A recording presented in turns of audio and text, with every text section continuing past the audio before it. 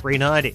Eden's 23 minutes like Cook to the Junction. Kennedy, 56 minutes. O'Hare to downtown, 27 from Montrose, 23 in the Express.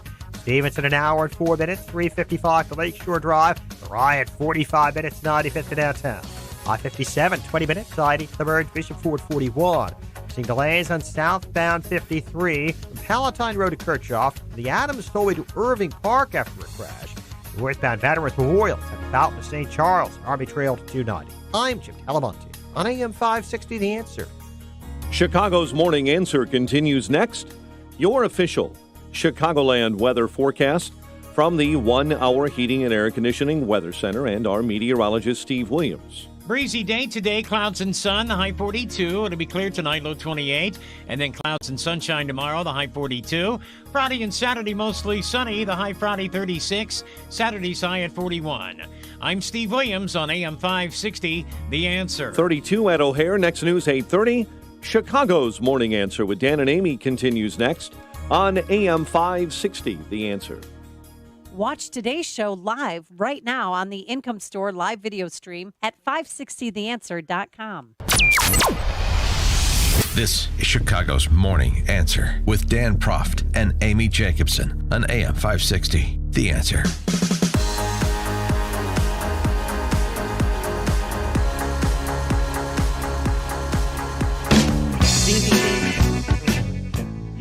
This is a certain someone's theme song. Money! It's again. I don't know what the word is. Blah, blah, shma. It's my 15th favorite Pink Floyd song. Oh, really? What's your first? Time. Oh, okay. Bruce Wolf, that's him. I'm Amy Jacobson. And we're having fun today, aren't we? We're not going to be talking about Superintendent Eddie Johnson this hour. I'm sorry. I'm taking a break. But we are talking about something surprising that President Trump said yesterday during one of his breakout press conferences that lasted 52 minutes when he talked about China trade and that he's going to get to it possibly after the elections. After, not before. The China trade deal is dependent on one thing. Do I want to make it? Because we're doing very well with China right now. And we can do even better with a flick of a pen. And China's paying for it. And China has the worst year by far that they've had in 57 years. So we'll see what happens. But we're doing very well right now. And I gave the farmers, as you know, $28 billion and had a lot left over because the farmers were targeted by China. I gave them $28 billion over a 2-year period, and that got them whole. That was everything that China took out. I gave them from the tariffs that China paid us, and I had billions left over, many billions left over. So you don't really have a deadline? I have no deadline, no. In some ways, I think it's better to wait till after the election. You want to know the truth? I think in some ways it's better to wait till after the election with China. But I'm not going to say that. I just think that. I just tell you. In some ways, I like the idea of waiting till after the election for the China deal. But they want to make a deal now, and we'll see whether or not the deal's going to be right. So what is the deal and why wait until after the election? Let's begin there with our good friend Stephen Moore, noted economist, Wall Street Journal columnist, and author of Trumponomics, Inside the American First Plan to Revive Our Economy, and also just an all-around good guy. Hi, Mr. Moore. How are you?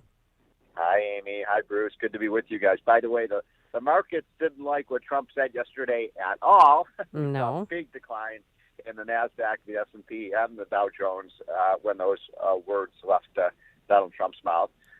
Look, I think that it was an overreaction by investors. I want to get this trade deal done before the election. I think everyone does. I think Trump, more than anyone, needs to have that happen. I think this was a negotiating tactic by Trump. I think it was a bit of brinksmanship on his part. And I still think there's a pretty high probability in the next few months we will get, what we're calling a phase one deal with China, which isn't going to be much. It will be a truce. And by the way, don't forget, on December 15th, I believe it is, which is 2 weeks from now, another tranche of tariffs is expected to, that we're imposing on China is going to be invoked. And I think China is very worried about that. So we'll see. But I think I think again the market's overreacted a bit to that statement by Trump. I think it's Trump, using that statement as a negotiating tactic to get more concessions from Beijing. But he never says anything unless he means it, right? I mean, did never. that surprise you, though, Stephen? I know I was being sarcastic, but did that surprise you? No. When he said Look, that? I think he was sending a signal. He's extremely frustrated with President Xi and the leadership in Beijing. And look, we all are. I mean, this is a communist country we're dealing with. This is the Politburo. This is the new Cold War we're in. And China, we had a kind of handshake deal. We've had 3 or 4 handshake deals with China over the last year, and then Beijing keeps pulling it back. And what's happened in the last number of weeks that's frustrated the White House is that, this kind of truce that was agreed to, well, China said, well, but you have to do this and you have to do that. And it's hard to make a deal with someone every time you're about to make the deal. They say, oh, there's just one more thing. And so I think this was Trump saying, look, enough. If you keep backtracking on this, we won't do the deal. And by the way, Trump does believe, and I think there is some truth to this, that China needs a deal for their economy more than we need a deal. Look, we both need a deal, but their economy is really hurting, and those tariffs are doing significant damage to their economy. Well, it's interesting, Stephen, because on the one hand, you read that China is in such bad shape. I mean, they got the aging workforce. I mean, they got all kinds of problems, and yet they are this geopolitical threat, and you just mentioned it's another Cold War. So, and if Trump makes a deal, he's going to be vulnerable to the new hawks on the left, the new Scoop Jacksons of the Democratic Party, and of course, the old Republican Party. I don't know what the Republican Party stands for anymore, but so there would be some vulnerability coming into this election season. So it might not be a good idea to make a deal. Well, look, it is a good deal. I spent several meetings in the Oval Office with the president talking to him about this with Larry Kudlow and others. And, our advice was get a deal as quickly as you can. And in fact, we know it's not going to be a great deal. But, this will help the economy grow at a fairly rapid pace in 2020. And if he's got a strong economy in 2020, he will be reelected. And but you make a good point, though, that I think what Trump is worried about is that because this kind of, I don't even call it a deal, it's a truce, it's a timeout on this trade war. People are going to say, look at this on the left, and they're going to say, what? Look, we've had 3 years now of fighting with China, and where's the beef? Where's the deal we get out of this? And so I think Trump does feel a bit vulnerable on that score. And that's one reason I think that he wants more concessions from China. And by the way, I've said this so many times, Amy, on this show, but I'll say it again. There's nothing that Trump is asking for from the Chinese that is unreasonable. And we're the ones, who buy all of their stuff, and they don't buy virtually anything from us. They have much higher tariffs than we do. They are stealing our technologies. I mean, you go on with the bad behaviors of China. And look, the American people, I think, are behind Trump on this. They do believe it's time we get tough with China. So there's all sorts of conflicting directions on this, but I still believe there will be a truce sometime in the next few months. Trump actually needs it. He needs it to restore the economy to 3% growth. Yeah. Well, the American people, except, of course, for Golden State Warriors coach Steve Kerr. He's strangely silent on dealing tough with China. Not that he has any standing to. And Michael and LeBron James. And LeBron James. I mean, that's a majority of 2, as far as I'm concerned. It is ironic, by the way, that they complain about human rights violations in the United States, but they won't say anything about what's happening in China, where there's religious persecution, where they've got it looks like their People's Liberation Army is going to trample into Hong Kong. They've cheated on that deal. There's no freedom of speech. Have you seen the latest, guys, by the way, that they're now, every piece of data that is going to come into China will now be monitored by the government. Oh, my gosh. Well, it's facial crazy. Recognition The idea that calls, Amy. Yeah, the idea that the protesters have to wear masks so that they're not identifiable. I mean, it's so Orwellian. But I do have a question. And by the way, don't forget, Bruce, that one of the things that the Chinese want to do is make it illegal for people to wear masks. Of course. So that the police can round these people up and put them in jail. Yeah. So it's unbelievable. There was a piece in The Economist about inequality research that came out, and this will blow people's minds. And I got this from Jim Pethokoukis's blog. So I Jimmy should, P. I should give credit to him for this Yes, he please. read it so I didn't have to. But Stephen's going to explain it to me right now. And that is, there's a chart that finds that the income share of America's top 1% has barely changed since the 1960s. I thought inequality was a big deal, Stephen. Well, it's interesting because we do have a lot more billionaires. Think about how the world has changed, since the 1960s. I mean, you got Sergey Brin, and you've got, Fred Smith at FedEx, and you've got Zuckerberg. Uh-oh. We don't have Stephen Moore anymore. Yeah. I mean, so we have, Bill Gates, we have all of these people that have made, not just billions, but tons of billions of dollars. So, by the way, I don't have a problem with wealth inequality. I mean, if we've got a lot of billionaires, that's a good thing. That's not a bad thing. I mean, by the way, one of the things that I always tell people, and, when I teach courses on economics is the only way you can get rich in a free market economy is by giving people something that they want. Right? Unless, of course, you're working for the government and you're getting special favors. But, that's the magic. I mean, do we really think that Bill Gates is some kind of evil person because he created Microsoft? Yes. Or I know. No, and the I reason don't know he's who evil, started vilifying the wealthy. The one thing you can't give the people is, or take away from the people, is the envy.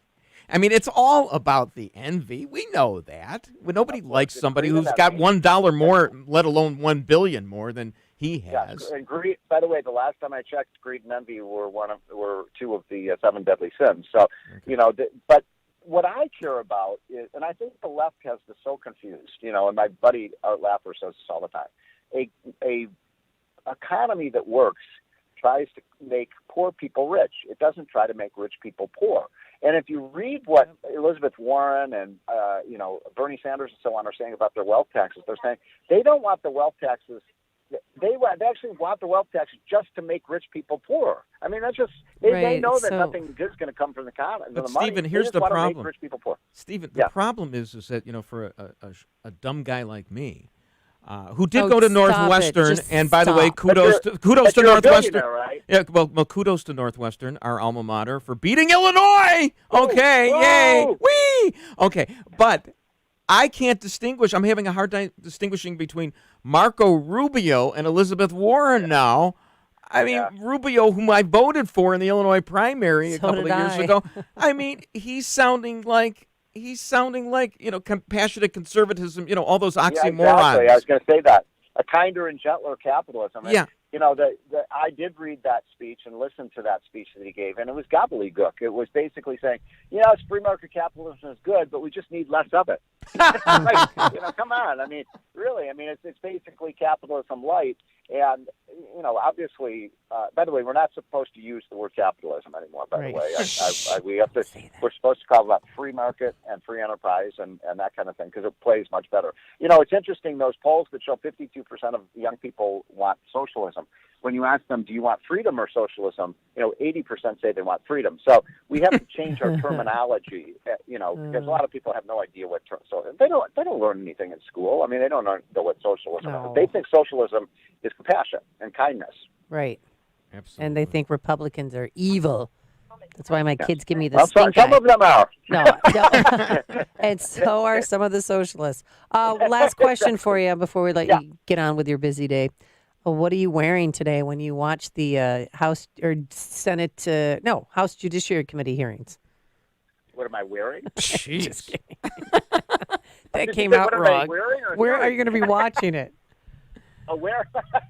No, she wants to know what you're wearing. I'm trying to be funny. Like, what are you wearing for the Stephen, will you party? wear my T-shirt that I'm trying to sell? My T-shirt says "Impeach, Remove, Re-elect." Would you wear that? Okay, that's pretty good. I like that one. Thank you. Look, I think I'm with 80% of the American people. I'm sick of this, and honestly, I'm not spending a whole lot of time, paying attention to this. I mean, look, it's a story. That Constitutional lawyers. It's like watching a movie when you know what the ending is. It has nothing to do with helping our economy or fixing our healthcare system or our schools. It's basically a drama that the Democrats. And by the way, meanwhile, they're getting nothing done. No immigration reform, no infrastructure bill, no tax cut, no nothing. No deal between Canada and Mexico. I know, it's ridiculous. Yeah, we got to get that done. Thank you for mentioning that. We got to get the trade deal done. Nancy Pelosi, bring that bill to a House vote. It will pass the House, and it will pass the Senate, and it'll be good for America, and it'll help us with our China trade. See, we went full circle right back to China. Thank you. But if we get a deal done with Mexico and Canada, it puts more pressure on China. All right. Thank you so much. We'll leave Thank it you, there. Stephen Moore, you're the best. Noted economist, Wall All right, Street Journal columnist, Have a great week. author of Trumponomics, went to New Trier, and a